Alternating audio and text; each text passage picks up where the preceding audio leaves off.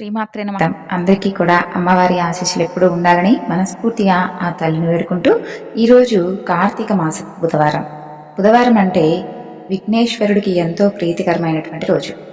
మరి ఎంతో విశేషమైనటువంటి ఈ రోజున స్వామివారి గురించి కొన్ని కథలను తెలుసు. గణపతికి దూర్వాంకురాలు అంటే గరికంటే స్వామివారికి ఎంతో ప్రీతికరం.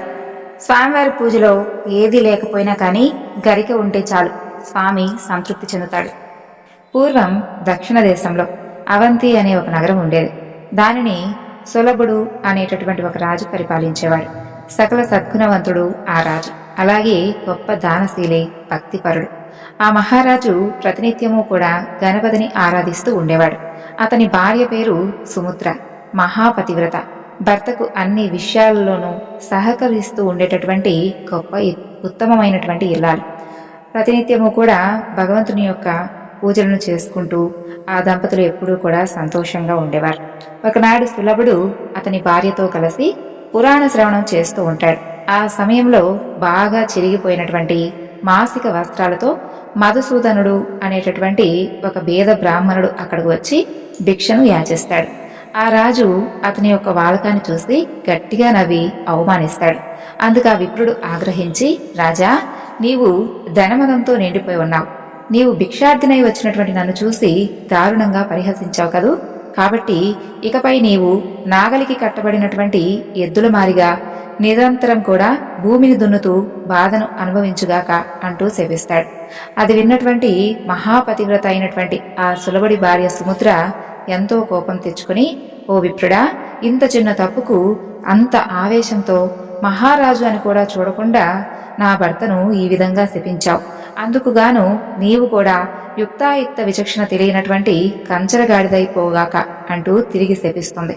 ఇక మధుసూదనుడికి మరింత ఆగ్రహం కలుగుతుంది. మహారాణి, నన్ను విప్రుడనను కూడా చూడకుండా శపించావు కదూ, నీవొక చండాలురాలిగా మారి కటిక దరిద్రాన్ని అనుభవిస్తూ తినకూడనవన్నీ కూడా తింటూ దౌర్భాగ్యమైనటువంటి జీవితాన్ని గడుపుగాక అంటూ ఆ రాజపత్ని సుముద్రకు శాపాన్నిస్తాడు ఆ బ్రాహ్మణుడు. ఆ విధంగా ఆ ముగ్గురు కూడా పరస్పరం శాపాలిచ్చుకొని వారి వారి శరీరాలను వదిలేస్తారు. ఇక ఈ సులభ మహారాజు నాగలికి కట్టుబడినటువంటి ఎద్దుగా మారిపోగా మధుసూదనుడు అనేటటువంటి బ్రాహ్మణుడు కంచరగాడిదిగా మారిపోతాడు. రాజపత్ని సుముద్ర దరిద్రం అనుభవించేటటువంటి ఒక చండాలురాలిగా మారిపోతుంది. ఒకనాడు చండాల స్త్రీగా మారినటువంటి సుముద్ర ఆహారం కోసం తాను నివసించే గ్రామానికి దక్షిణం వైపు ఉన్నటువంటి ప్రదేశానికి వెళుతుంది. అక్కడ దారిలో ఆమెకు ఒక దివ్యమైనటువంటి ఆలయం కనిపిస్తుంది. అది మహిమాన్వితుడైనటువంటి గణపతి మందిరం. ఆమె నెమ్మదిగా ఆ ఆలయ ప్రాంగణానికి చేరుకుంటుంది. ఆ ఆలయానికి సమీపంలో ఒక గ్రామం కూడా ఉంటుంది. చండాలి అయినటువంటి ఆ స్త్రీ అక్కడే నివాసాన్ని ఏర్పరచుకుంటుంది. ప్రతినిత్యము కూడా ఆ మందిరానికి ఎంతో మంది మునులు, యోగులు, భక్తులు వచ్చి స్వామివారిని అర్చించి తిరిగి వెళుతూ ఉండేవారు. అలా కాలక్రమంలో ఒకనాడు ఆ గ్రామంలో ఉన్నటువంటి ప్రజలందరూ కూడా ప్రతి ఇంట్లోనూ చిన్న చిన్న గణపతి మందిరాలను నిర్మించి పార్థివ గణపతిని అందులో స్థాపించి స్వామిని చక్కగా భక్తి శ్రద్ధలతో పూజించసాగారు. ఉన్నట్టుండి ఆ రోజు ప్రళయభీకరంగా గాలితో కూడినటువంటి వర్షం ప్రారంభమవుతుంది. ఆ వర్షం దాటికి తట్టుకోలేక గ్రామంలో ఉన్నటువంటి ఇళ్లకు వెళ్లి ఆశ్రయం కోరింది ఆ చండాల స్త్రీ. అయితే ఎవరూ కూడా ఆమె యొక్క రూపాన్ని చూసి ఆమెకు ఆశ్రయం ఇవ్వలేదు. ఏ ఇంటికి వెళ్ళినా కూడా అందరూ ఆమెను తిరస్కరించేవారు. ఇక ఆ చండాల స్త్రీ చాలా బాధపడుతూ ఆ బాధను తట్టుకోలేక గణపతి ఆలయ ప్రాంగణానికి చేరుకుంటుంది. అక్కడ వాన కురవనటువంటి ప్రదేశాన్ని చూసి ఆ పక్కనే ఉన్నటువంటి గడ్డితో చలిమంట వేసుకుంటుంది. ఆమె అలా చలిమంట కాచుకుంటూ ఉండగా ఆ మంటలో నుండి కాలనటువంటి ఒక గట్టి పరగ వెళ్లి ఆ ఆలయంలో ఉన్నటువంటి గజాననుడి పాదాల మీద పడుతుంది. అయితే ఆశ్చర్యకరంగా అదే సమయానికి కంచరగాడిదిగా శపింపబడినటువంటి మధుసూదనుడు గాడిద రూపంలో వానకు చలికి తట్టుకోలేక అదే ఆలయ ప్రాంగణంలోకి వస్తాడు. అదేవిధంగా ఎద్దుగా శపింపబడినటువంటి సులభుడు కూడా ఎద్దు రూపంలో అక్కడికే వస్తాడు. ఇక ఎద్దు అలాగే గాడిద చలిమంట కోసమై ఆ చండాల స్త్రీ ప్రోగు చేసినటువంటి గరిక మోపు మీద పడి తినడం ప్రారంభిస్తాయి. గడ్డి తినడంలో అవి ఒకదానితో ఒకటి పోటీ పడుతూ ఉంటాయి. ఆ క్రమంలో వాటి మూతులకు అతుక్కున్నటువంటి గరికలు కొన్ని ఎగిరి వెళ్లి గణపతి యొక్క పాదాల మీద పడతాయి. చలి కాచుకుంటూ ఉన్నటువంటి ఆ చండాలికి కోపం వస్తుంది. తాను సేకరించినటువంటి గరికను తినేస్తున్నటువంటి ఆ యొక్క ఎద్దు గాడిదలను అక్కడ ఉన్నటువంటి కర్రతో చావగొడుతుంది. తర్వాత ఆకలికి తట్టుకోలేక అక్కడ భక్తులకు వారికి పంచడానికి సిద్ధంగా ఉంచినటువంటి ప్రసాదాన్నంతా కూడా తినేస్తుంది. వాన వెలుస్తుంది. దాంతో లోపలికి వచ్చినటువంటి భక్తులు, పూజారులు ఆ గుడిని అపవిత్రం చేసినటువంటి గాడిదను, ఎద్దును, ఆ చండాల స్త్రీని చూస్తారు. వారికి కోపం వచ్చి ఆ ముగ్గురిని కూడా కర్రలతో బాదుతూ వెంబడిస్తారు. వారి దెబ్బలకు తట్టుకోలేక ఆ గాడిద, ఎద్దు, ఆ చండాలి ఆ ముగ్గురు కూడా గుడి చుట్టూ పరిగెత్తడం ప్రారంభిస్తారు. అయినా కూడా ఆ భక్తులు మాత్రం వారిని వదిలిపెట్టలేదు. వారు కొట్టేటటువంటి దెబ్బలు తట్టుకోలేక ఆ ముగ్గురు కూడా భీకరంగా ఆక్రందనలు చేస్తూ గుడి బయటకు వచ్చి మరణిస్తారు. పైనుండి గణపతి వీరు పడేటటువంటి బాధలన్నీ కూడా గమనిస్తూ ఉంటాడు. ఆయనకు వారి మీద జాలి కలుగుతుంది. తనలో తాను ఇలా అనుకుంటాడు, శాపగ్రస్తులైనటువంటి ఈ ముగ్గురు కూడా ఇంతకు ముందే గరికల ద్వారా తెలియకుండా నా పాదాలను అర్చించారు కదా, అది నాకిష్టమైనటువంటి ఈ యొక్క భాద్రపద శుద్ధ చవితినాడు చేశారు. అలాగే నా గుడి చుట్టూ కూడా వారు ప్రదక్షిణ కూడా చేశారు. వీరిని ఎలాగైనా కూడా అనుగ్రహించి తప్పకుండా వారికి ముక్తినైతే ప్రసాదించాలని చెప్పి గణపతి మనసులో అనుకుంటాడు. అలా అనుకున్నటువంటి గణపతి ప్రాణాలు కోల్పోయినటువంటి ఆ ముగ్గురికి కూడా దివ్య దేహాలను ప్రసాదిస్తాడు. వెంటనే వారిని తీసుకుని వెళ్ళడానికి వినాయక లోకం నుండి ఒక దివ్య విమానం దూతలతో అక్కడికి వచ్చి వారి ముందుకు వస్తుంది. ఆ యొక్క దివ్య దృశ్యాన్ని అక్కడే సాధన చేసుకుంటూ ఉన్నటువంటి కొందరు యోగులు, తపస్సంపన్నులు చూస్తారు. వారు గణపతి దూతల దగ్గరకు వచ్చి, అయ్యా, ఈ ఎద్దుకి, గాడిదకి, ఈ చండాలికి అసలు ఇలాంటి దివ్యదేహాలు ఎలా వచ్చాయి? ఎంతో కాలం నుండి గణపతిని ఆరాధిస్తూ ఉన్నటువంటి మాకు లభించినటువంటి ఆ అనుగ్రహం వీరికి ఎలా లభించింది? మేమంతా కూడా చాలా కాలంగా నిరాహారులమై తీవ్రమైనటువంటి తపస్సు చేస్తూ ఉన్నాం. మరి మాకెప్పుడూ కూడా ఆ యొక్క గజాననుడి కరుణ లభించలేదే, ఎప్పుడు లభిస్తుంది అంటూ ప్రార్థిస్తారు. అప్పుడు ఆ గణపతి దూతలు వారితో ఈ విధంగా చెప్పడం ప్రారంభిస్తారు. యోగులారా, గజానుడి యొక్క మహిమలను వర్ణించడం 1000 తలలున్నటువంటి ఆదిశేషుడికి కూడా సాధ్యం కాని పని. నిత్యము కూడా బ్రహ్మేంద్రాది సమస్త దేవతలు ఏ ఒక్క వేద మంత్రాలతో ఎవరినైతే స్తుతిస్తూ ఉంటారో అలాంటి గణపతి మహిమలను వర్ణించడం ఎవరికి సాధ్యం కానటువంటి పని. అలాంటి గణపతికి అత్యంత ప్రీతిపాత్రమైనది దూర్వాంకురం. ఈ దూర్వాంకురాన్ని స్వామికి సమర్పిస్తే కలిగేటటువంటి వచ్చే ఫలితం అనంతం. అది ఎన్నో దానాలతోనూ, వ్రతాలతోనూ, తపస్సులతోనూ పొందిన ఫలాల కన్నా కూడా ఎంతో గొప్పది. దీని గురించి ఒక ప్రాచీన కథ ఉంది. దాని గురించి చెబుతాను, వినండి అంటూ ఆ గణపతి దూతలు ఈ విధంగా చెప్పడం ప్రారంభిస్తారు. పూర్వం ఒకప్పుడు నారద మహర్షి ఇంద్రలోకానికి వెళ్ళగా ఇంద్రుడు ఆయన్ను సముచితంగా సత్కరించి అర్ఘ్యపాద్యాలను సమర్పించి సుఖాసీనుణ్ణి చేశాడు. నారదుడు ప్రశాంతంగా కూర్చున్న తర్వాత ఆయనతో, మహర్షి, గణనాథుడికి దూర్వాంకురాలంటే ఎందుకంత ప్రీతి? ఎంతో ప్రీతి అని విన్నాను. వాటి గొప్పతనం ఏమిటి? ఎందుకు అసలు స్వామివారికి అంతగా ప్రీతిపాత్రమయ్యాయి? దయచేసి చెప్పండి అని ప్రార్థిస్తాడు. అప్పుడు ఆయన, దేవేంద్ర, పూర్వం స్థావరం అనే ఒక నగరం, ఆ నగరం భూలోకంలో ఉండేది. ఆ నగరంలో కౌండిన్యుడనేటటువంటి మహర్షి నివసిస్తూ ఉండేవాడు. ఆయన గొప్ప గణపతి ఉపాసకుడు, మహాతపస్వి, సిద్ధపురుషుడు. ఆయన తాను నివసించేటటువంటి ప్రదేశానికి దక్షిణ దిశలో ఒక పవిత్రమైనటువంటి ఆశ్రమాన్ని నిర్మించాడు. నూతనంగా నిర్మించినటువంటి ఆ ఆశ్రమం చక్కని నీటి కొలనులతోనూ, ఫలపుష్ప భరితాలై వృక్షాలతోనూ, అందమైనటువంటి లతలతోనూ చూడటానికి ఎంతో రమ్యంగా ఉంది. అలాంటి ఆహ్లాదకరమైనటువంటి వాతావరణంలో కౌండిన్యముని స్థిరమైనటువంటి చిత్తంతో ధ్యాన నిష్ఠాపరుడైనటువంటి ఆ యొక్క గణపతిని షోడశాక్షర మహామంత్రమైనటువంటి గణేశాయ నమః అనేటటువంటి నామాన్ని ప్రతినిత్యము కూడా జపించసాగుతూ ఉండేవాడు. అలా ప్రతిరోజు కూడా ఆశ్రమంలో మొలచినటువంటి దూర్వాంకురాలతో, అంటే లేత గడ్డి చిగులతో గణపతి ప్రతిమను అర్చిస్తూ ఉండేవాడు. ఒకనాడు కౌండిన్యుడి భార్య ఆశ్రయాదేవి ఆయనతో, స్వామి, మీరు ప్రతిరోజు కూడా పూజానంతరం గణపతి ప్రతిమ మీద ఈ దూర్వాంకురాలను ఉంచుతున్నారు. వాటితోనే స్వామిని పూజిస్తున్నారు. కేవలం ఈ గడ్డి పరకలకే గణేశుడు సంతోషిస్తాడా? వీటిని సమర్పించడంలో ఉన్నటువంటి రహస్యం ఏమిటి? దయచేసి నాకు చెప్పండి అని కోరింది. అప్పుడు కౌండిన్యుడు చిరునవ్వుతో ఇలా చెబుతాడు, దేవి, పూర్వం సంయమని అనేటటువంటి ఒక నగరం ఉండేది. ఒకనాడు ఆ నగరంలో ఎంతో వైభవంగా ఒక ఉత్సవం జరుగుతూ ఉంది. దానికి అప్సరసలు, గంధర్వులు, దిక్పాలకులు ఇలా సకల దేవతాగణాల వారందరూ కూడా విచ్చేశారు.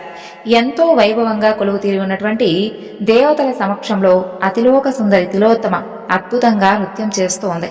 ఆ సమయంలో అనుకోకుండా తిలోత్తమ కట్టుకున్నటువంటి చీర తొలగింది.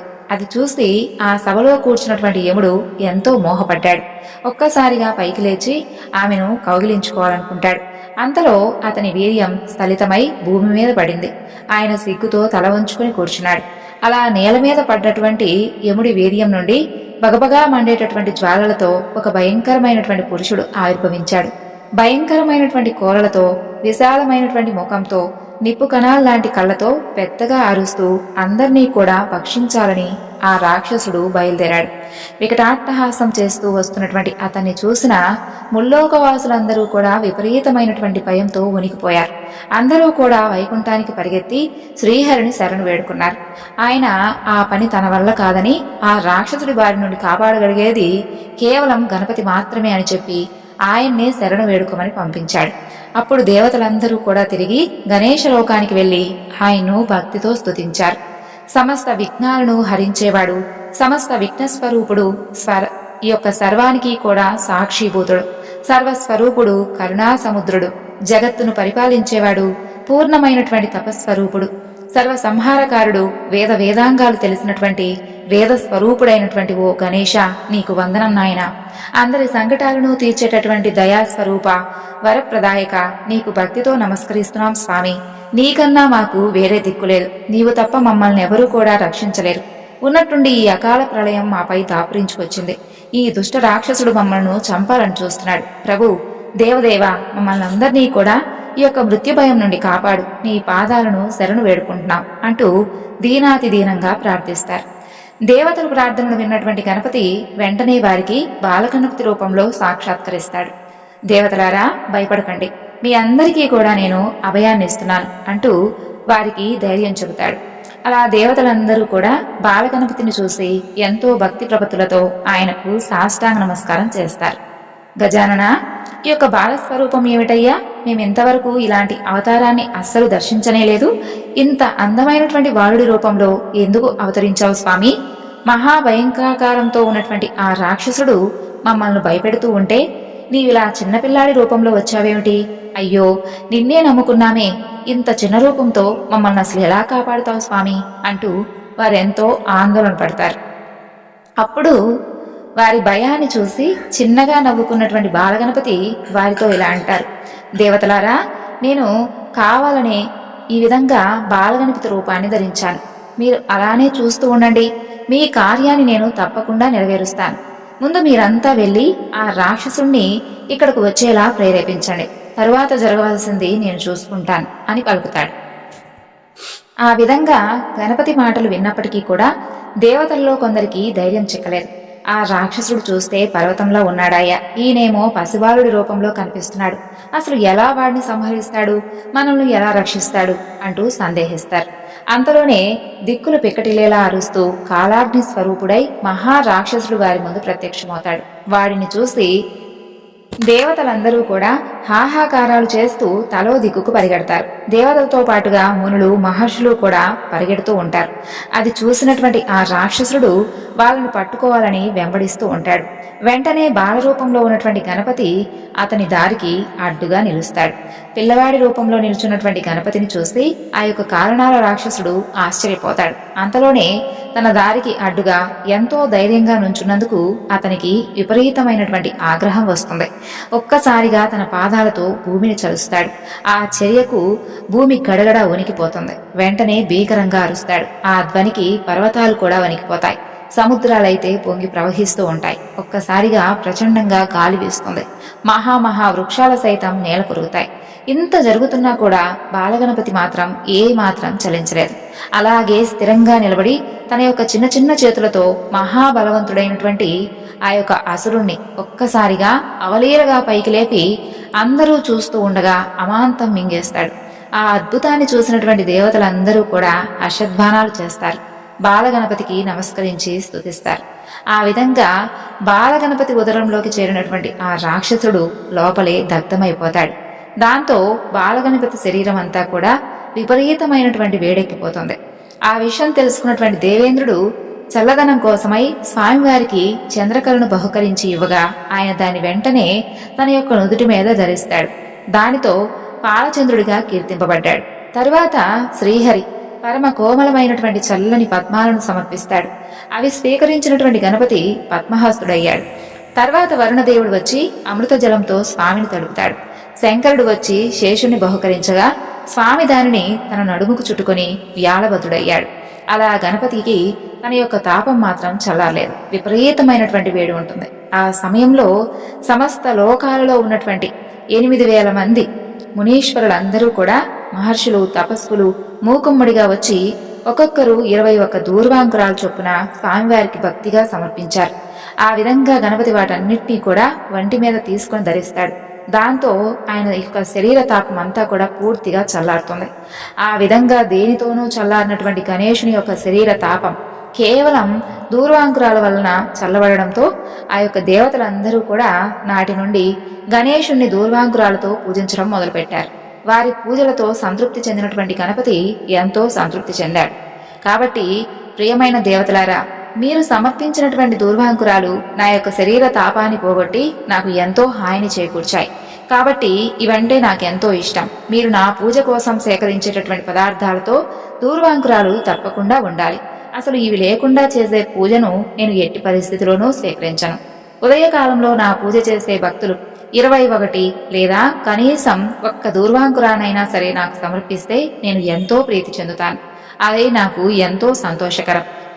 వారు చేసేటటువంటి పూజ అనంతమైనటువంటి శుభ ఫలితాన్ని ఇస్తుంది అంటూ అందరినీ కూడా ఆశీర్వదించి అంతర్ధానమవుతాడు బాలగణపతి. అలా గజాననుడు మహారాక్షసుని సంహరించినటువంటి ఆ ప్రదేశంలో దేవతలందరూ కూడా కలిసి ఒక గణపతి ఆలయాన్ని నిర్మించారు. అందులో స్వామివారి ప్రతిమను స్థాపించి విఘ్నహర గణపతి అనేటటువంటి పేరు పెట్టారు. కాలాననుడు అనేటటువంటి ఆ అసురుడిపై విజయం సాధించినటువంటి ఆ యొక్క ప్రదేశం కాలాంతరంలో విజయపురం అని ప్రసిద్ధి చెందింది. అక్కడ చేసినటువంటి జపం, తపం అనంతమైనటువంటి పుణ్యాన్ని ఇస్తుంది. ఓ ఆశ్రయ, నీవు కోరిన విధంగా దూర్వాంకుర మహత్యం గురించి నాకు తెలిసింది నీకు చెప్పాను. దీనిని వినడం వలన కూడా అనంతమైనటువంటి పుణ్యం లభిస్తుందని చెప్పి అనుష్ఠానం కోసం సమీపంలో ఉన్నటువంటి నదీ తీరానికి వెళ్ళిపోయాడు కౌండిన్య మహర్షి.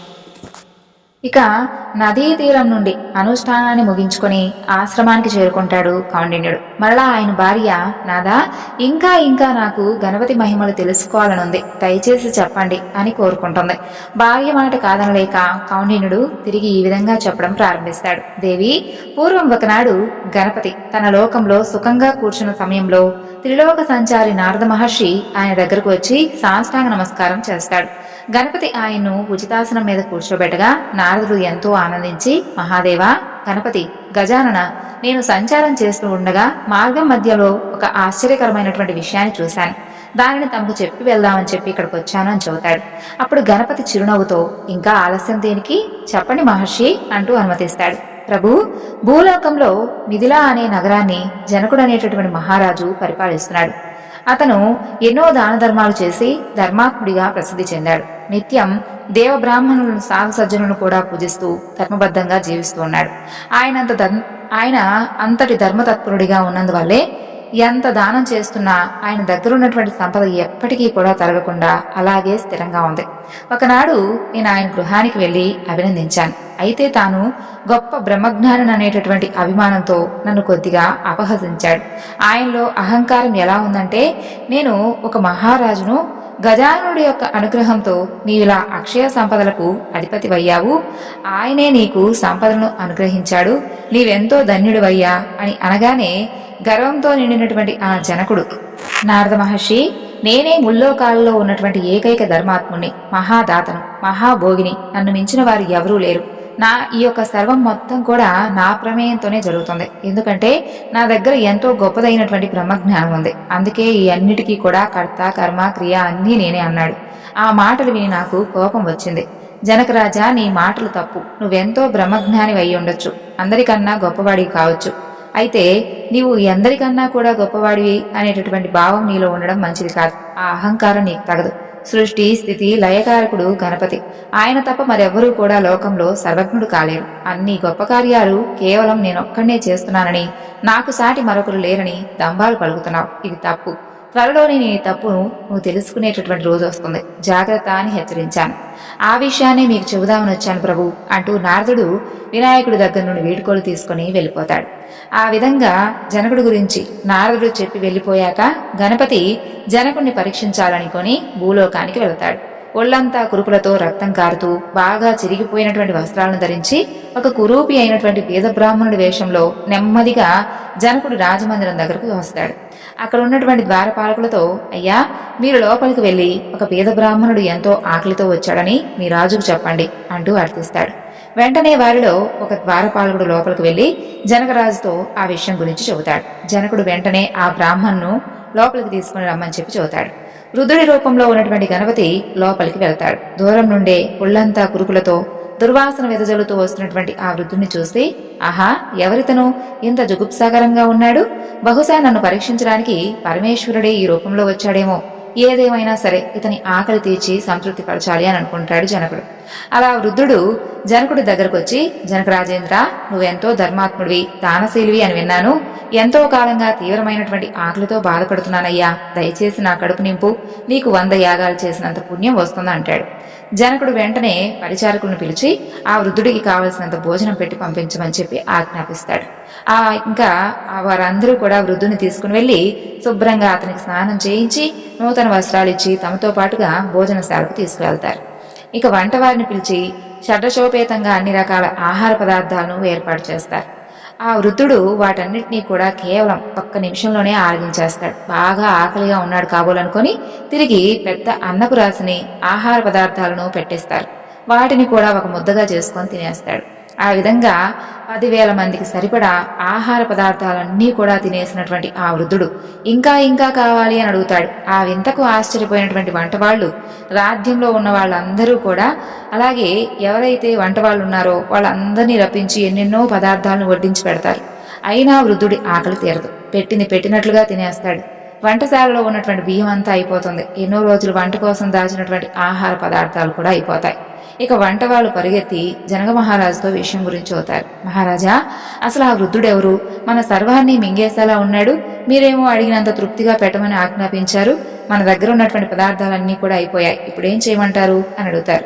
అప్పుడు జనకుడు ఈ వింతకు ఆశ్చర్యపోతూ, సరే, మీరు మన రాజ్యంలో ఇంటింటికి బట్టలను పంపించి వారి దగ్గర ఉన్నటువంటి ధాన్యాన్నంతా తెప్పించి అతని ఆకలి తీర్చండి అంటూ ఆజ్ఞాపిస్తాడు. ఇక వంట వాళ్ళు వెంటనే బట్టలను పంపించి రాజ్యంలో ఉన్నటువంటి ధాన్యం అంతా కూడా తెప్పించి బియ్యం చేసి ఆ వృద్ధుడికి వండి పెడతారు. అతంతా ఆవలీలుగా తినేసి ఇంకా తృప్తి తీరలేదు అంటాడు. ఆ వంటవారు ఇక మా వల్ల కాదని చెప్పగా ఆ వృద్ధుడు జనకుడి దగ్గరకు వెళ్లి, ఏమయ్యా జనకరాజా, ఇక నీవేం పెట్టలేవా అని అడగగానే జనకుడు అవమాన భారంతో తల ఉంచుకుంటాడు. సరే, నే వస్తాలే అంటూ ఆ వృద్ధుడు రాజమందిరం విడిచి నగరంలోకి వస్తాడు. అక్కడ ఉన్నటువంటి ఇళ్లకు భిక్షాటనకు వెళ్ళగా అందరూ కూడా అతనితో ఇలా అంటారు, అయ్యా, మా ఇంట్లో ఉన్నటువంటి ధాన్యాన్నంతా కూడా రాజభట్లు తీసుకుని వెళ్ళిపోయారు. మాకే సరిగ్గా తినడానికి లేదు. ఇక నీకు ఏ విధంగా పెట్టగలం? మరో ఇంటికి వెళ్ళు అంటూ పంపేస్తారు. అప్పుడు వృద్ధుడి రూపంలో ఉన్నటువంటి గణపతి వారితో, మిథిలా నగర ప్రజలారా, మీ రాజు గొప్ప అన్నదాత అన్న పేరు విని నా ఆకలి తీర్చుకుందామని వచ్చాను. ఆయన ఎంత పెట్టినా నాకు తృప్తి కలగలేదు. కడుపు నిండకుండా నేను ఎక్కడికి వెళ్తాను చెప్పండి అంటూ ఆ నగరంలోనే అన్ని వీధులు తిరుగుతాడు. అలా తిరుగుతూ తిరుగుతూ ఒక వీధిలో ఉన్నటువంటి ఇంట్లోకి ప్రవేశిస్తాడు. లోపల ఆ వృద్ధుడికి ఏ రకమైనటువంటి వంట సామాగ్రి కనిపించలేదు. ఆ ఇంట్లో విరోచన, రిచనులనేటటువంటి దంపతులుంటారు. వారు కడుపేదవారు. వారింట్లో కనీసం కూర్చోడానికి పీట కూడా ఉండదు. రోజు నేల మీదే కూర్చుంటారు. కట్టుకోవడానికి సరైనటువంటి బట్టలు లేక చిరిగిన వస్త్రాలని ధరిస్తారు. ఎవరిని అడుక్కోకుండా కేవలం అయాచితంగా లభించిన ఆహారాన్ని తినేవారు. ఒకవేళ ఎవరూ ఆహారం ఇవ్వకపోతే ఆ రోజు కేవలం నీళ్లు తాగి కడుపు నింపుకునేవారు. వారిల్లంతా చాలా అపరిశుభ్రంగా ఈగలతో దోమలతో నిండిపోయింది. ఆ ఇంట్లో ఒక అందమైనటువంటి గణపతి ప్రతిమ ఉంది. వారికి ఎన్ని కష్టాలు వచ్చినా నిత్యం కూడా ఆ ప్రతిమను భక్తితో పూజించేవారు. అలాంటి బీద దంపతుల ఇంట్లోకి ప్రవేశించినటువంటి ఆ వృద్ధుడు వారితో, పుణ్య దంపతులారా, నేను ఒక బీద బ్రాహ్మణుని, బాగా ఆకలి వేసి జనక మహారాజు మందిరానికి వెళ్లి నా ఆకలి తీర్చమన్నాను. అందుకు ఆయన సరేనని నా ఆకలి పూర్తిగా తీర్చలేకపోయాడు. అందుకే తృప్తిగా తినడానికి ఇలా అన్ని వీధులు తిరుగుతూ మీ ఇంటికి వచ్చాను. మీ ఇంట్లో ఏదైనా ఉంటే పెట్టండి అంటాడు. ఆ మాటలు విని ఆ వీధ దంపతులు ఆశ్చర్యపోతారు. విపురోత్తమా, సాక్షాత్తు జనక మహారాజే మిమ్మల్ని తృప్తిపరచలేకపోయాడంటే కటిక దరిద్రులమైనటువంటి మేమెంత, మా బ్రతికెంత? మేమే 4 రోజుల నుండి ఏమీ లభించక నీళ్లతో కడుపు నింపుకుంటున్నాం. ఇక నీ ఆకలి ఎలా తీర్చగలం అంటారు. దంపతులారా, మీరేమీ సంకోచించవద్దు. ప్రేమతో భక్తితో మీరే కొంచెం ఇచ్చినా ఏదిచ్చినా నాకు తృప్తి కలిగిస్తుంది. అలా కాకుండా అహంకారంతో నాకెంత ఇచ్చినా అది నాకు తృప్తిని కలిగించదు. మీరిచ్చేది ఏదైనా కానీ ఆనందంగా స్వీకరిస్తానంటాడు ఆ యొక్క మాయావృతుడు. విప్రోత్తమా, మా దగ్గర నీవు తినడానికి తగినటువంటి పదార్థం ఏమీ లేదు. ఈ రోజు ఉదయం మా ఇష్టదైవమైనటువంటి గణనాథుణ్ణి పూజించడానికి దూర్వాంకురాలను తెచ్చాం. వాటిలో పూజ చేయగా ఒక్క దూర్వాంకురం మాత్రమే మిగిలింది అని అంటారు. మరేం పర్వాలేదు, నాకు ఆ దూర్వాంకురాన్నే ఇవ్వండి. భక్తితో మీరిచ్చినటువంటి ఆ ఒక్క దూర్వాంకురమే నాకెంతో సంతృప్తిని కలిగిస్తుంది అంటాడు. ఆ విధంగా ఆ యొక్క మాయావృద్ధుడు చెప్పగానే విరోచన లోపలికి వెళ్లి దూర్వాంకురాన్ని తెచ్చి ఆయనకిస్తుంది. అది తెలుసుకున్నటువంటి వృద్ధుడు ఎంతో సంతృప్తి చెందుతాడు. ఎంతో భక్తితో ఆ ఇల్లాలిచ్చినటువంటి దూర్వాంకురాన్ని షడ్రశోపేతమైనటువంటి విందులా భావించి స్వీకరించడంతో ఆ యొక్క వృద్ధుడి ఆకలంతా కూడా చల్లారిపోతుంది. గణపతి తన యొక్క మాయావృద్ధుడి రూపాన్ని వదిలేసి నిజరూపంతో ప్రత్యక్షమవుతాడు. పుణ్యదంపతులారా, మీ భక్తి శ్రద్ధలు నాకు ఎంతో ఆనందాన్ని కలుగజేశాయి. తినడానికి తిండి లేకపోయినా మీరు ఎప్పుడూ కూడా నా పూజను మానలేదు. నేటితో మీ కష్టాలు తొలగిపోయాయి.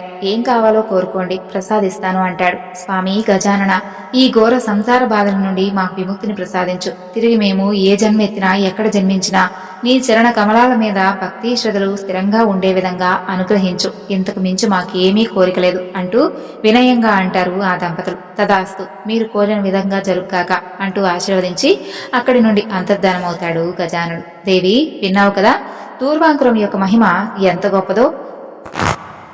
ఎన్ని భక్ష్యబోధ్యాలను అన్నపానీయాలను స్వీకరించినా తృప్తి చెందనటువంటి ఆ గణేశుడు భక్తితో సమర్పించినటువంటి ఒక్క గట్టి పరగతో ఎంత సంతృప్తి చెందాడో విన్నావు కదా. పరమ పవిత్రమైనటువంటి ఈ యొక్క దూర్వాంకుర వృత్తాంతం గురించి చదివినా విన్నా వినిపించినా అనంతమైనటువంటి పుణ్యం కలుగుతుంది. వారికి ఐహిక ముష్కిక ఫలాలు సంప్రాప్తిస్తాయి. చివరికి గణేశుని సాయుధ్యం లభిస్తుందంటూ తన భార్య ఆశ్రయాదేవికి వివరించాడు కౌన్యుడు.